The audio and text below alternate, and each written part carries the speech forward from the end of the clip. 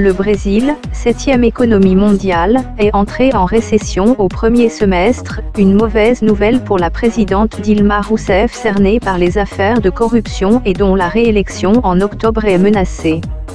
Le produit intérieur brut, PIB, du géant émerge d'Amérique latine a reculé de 0,6% au deuxième trimestre par rapport au premier.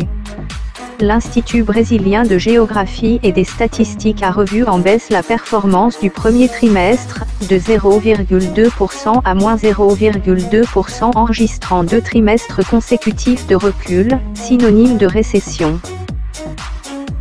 L'échec des négociations à Air France menace dorénavant près de 3000 postes à court terme, mais le syndicat majoritaire des pilotes, le SNPL, sous le feu des critiques venant tout autant du gouvernement que des autres syndicats, le syndicalisme part en vrille, a déclaré le leader de la Confédération démocratique du travail. Le SNPL ne prend pas du tout en compte l'intérêt de la majorité, de la totalité des salariés d'Air France. Manuel Valls en appelle à la responsabilité de chacun.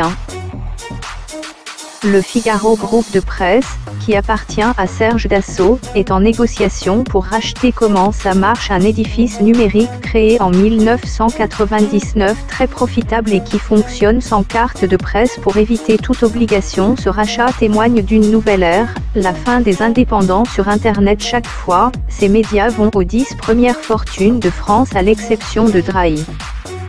Les Portugais sont appelés ce dimanche 4 octobre à renouveler leur parlement unicaméral, l'Assemblée de la République. Ce scrutin s'annonce comme un non-événement pour les créanciers du pays et les institutions européennes. Le pays ne semble, en effet, nullement menacé, a priori par un « tremblement de terre » politique.